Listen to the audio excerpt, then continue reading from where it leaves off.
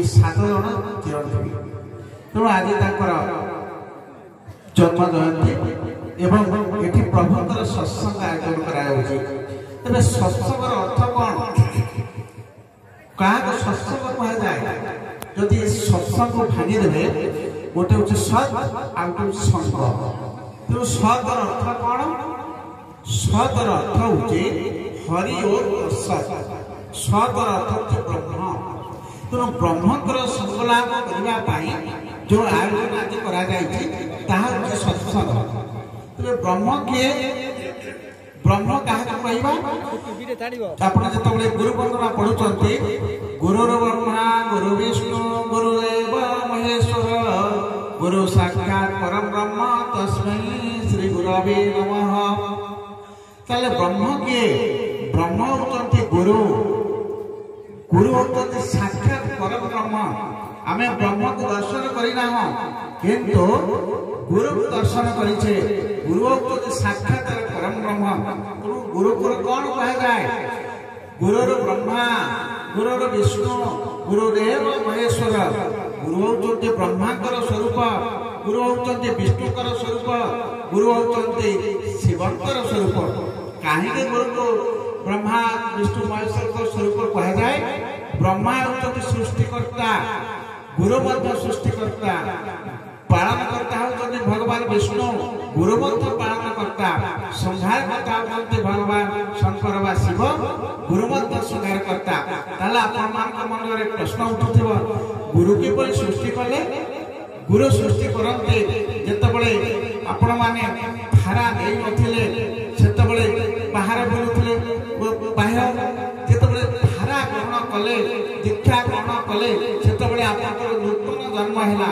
नूतन जन्म हैला किपरि गुरुकर धारा ग्रहण करि सारिबा परे तेणु धारा ग्रहण करि सारिबा परे जो नूतन जन्म पाइले सेही नूतन जन्मर स्रष्टा होते गुरु ब्रह्मा रूपरे जितेबले आपण धारा ग्रहण करि सारिबा परे गुरु गुरु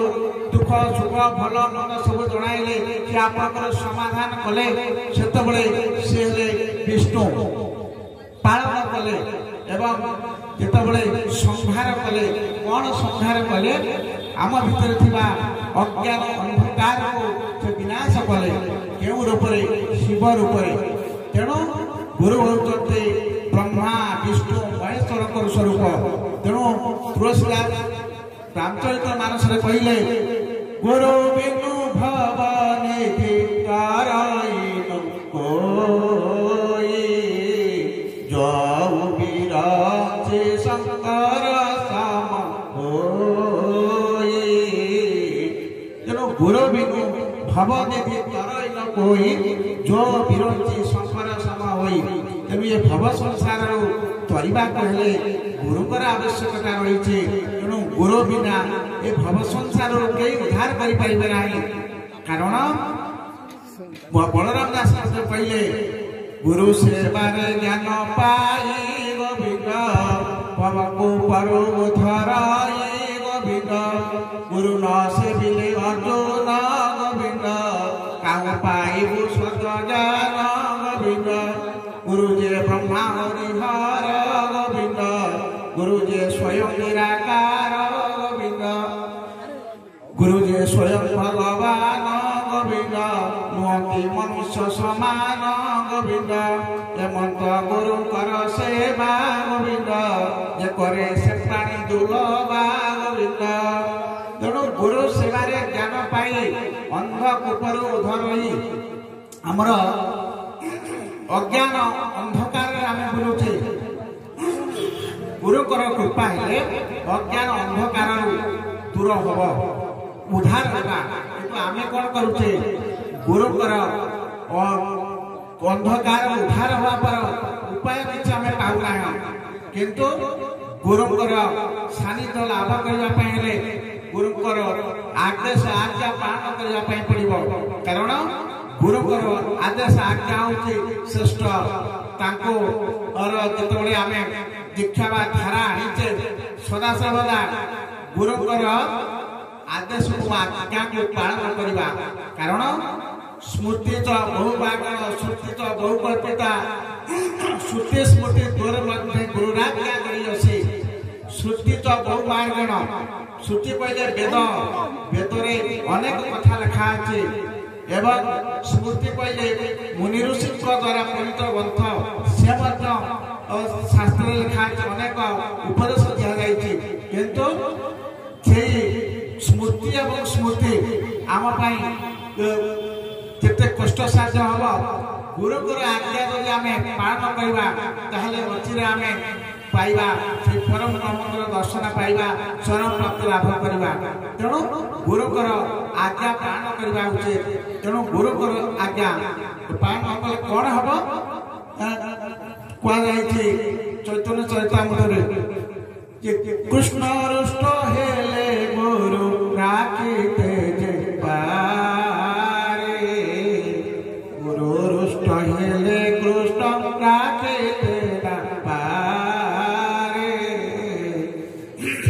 कृष्ण रुष्ट हेले गुरु राखिते जे पारे जदि भगवान आपनकर रुष्ट होइचंती ताहले रक्षा पाइबे किंतु गुरु जदि रुष्ट हेबे गुरु रुष्ट हेले कृष्ण राखिते ना पारे तेणु सदा सर्वदा गुरुंकर आदेश व आज्ञा पालन करवा कारण बाया बाबा सुंदर भाव कहते जे गुरुंकर जदि पाद पद्म आश्रय नवा ताहले उद्धार पाइबा एवं आश्रय देले कौन पाइबा अक्षय धनटी अटई गुरु कृपा बहिरे से धने धनी होई रमन रही स्थिरे गुरु पाद पद्म धरिले भव सागर तर धर्म नित्य संग करी न धन जने न मर तेणु गुरु पाद पद्म धरिले भव सागर तर धर्म नित्य संग करी न धन जने न मर अर्थात आमे कौन करुचे धन ऐश्वर्य ये पथरे गोड़े गोड़ेला कौन होचे आम भितर अहंकार सृष्टि होची पतनर कारण होची तेणु सत्संग होचे आमर उद्धार हबार एकमात्र उपाय ए सत्संग जेतबळे आपण को गोटे आखाइका कहबी विश्वामित्र वशिष्ठ ये दुईक मध्य झगड़ा लगला कलह विश्वामित्र कहले तपस्या बड़ वशिष्ठ कहले सत्संग बड़ दुई भितर जिते कलह लगला ये कथा समाधान पाई से नारद महर्षि पाखु गले नारद महर्षि कहले मु यार समाधान करि परिबे नाही आ कोउठी जिबा चलो तो जिबा हमर बासुकी नाग पाखु से समाधान करिवे बोले बासुकी नाग पाखु बासुकी नाग कोन करथिले पृथ्वी के धारण करचंती से जेतबळे बासुकी नाग पाखु पहुंचले पृथ्वी कहले बासुकी नाग कहले बड़ कथा जे समाधान करदेव मु कहबी सी बड़ कौन समाधान कर मो पृथ्वी के मुंडे धारण करे जी ताको उसास करदेव हालुका करदेव ताहले मु जानी से बड़ सागे सा विश्वामित्र कहले यही कथा मो समस्त तपफल प्रदान करुची ये कथा तो कहले किछि हला नाही फल फलिला नाही किंतु वशिष्ठ महर्षि कहले मु मुहूर्त सत्संगर फल प्रदान करुची यहाँ कहला परे पृथ्वीर भार बहन हो गला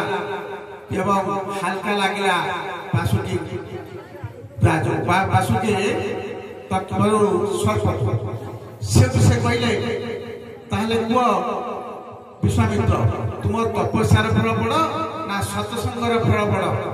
ये प्रमाण है सत्संगर फल ही बड़ तेणु आपण मैंने सत्संगी सत्संग